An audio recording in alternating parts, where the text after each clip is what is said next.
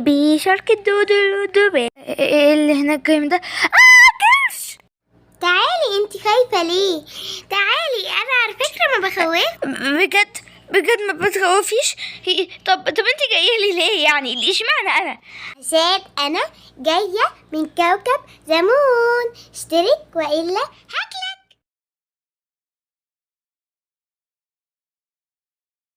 عاملين ايه؟ ان شاء الله تكونوا كويسين وبأفضل حال. والنهارده جات لكم فيديو جديد، وفيديو النهارده عباره عن ازاي نعمل جدول مذاكره نمشي عليه.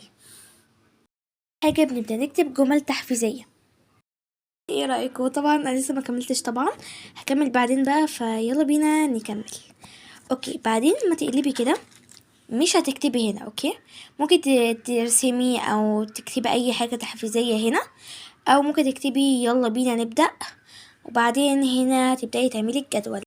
يا سيدي انا جهزت كل حاجه، هنبدا هنكتب هنا جدول المذاكره.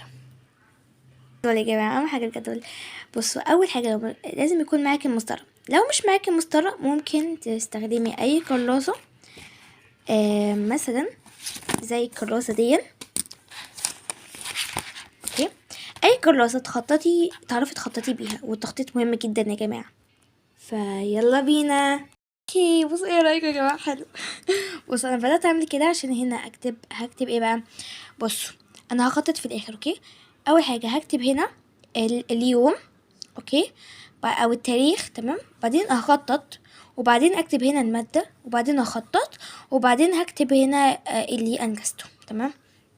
فليتس جو.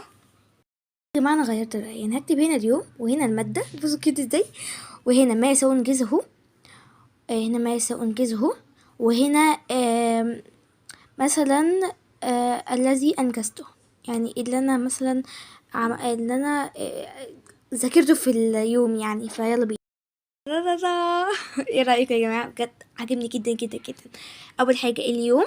بصوا يا جماعة، انا في حاجة قررتها في الجدول ده، ان الجدول ده يا جماعة لما يجي الجدول ده هيكون يوم السبت والخميس والجمعة بس، مش هيكون باقي الايام. ليه؟ لان باقي الايام دايما بخلص حاجتي، اخلصها بدري متأخر، لازم اخلصها، تمام؟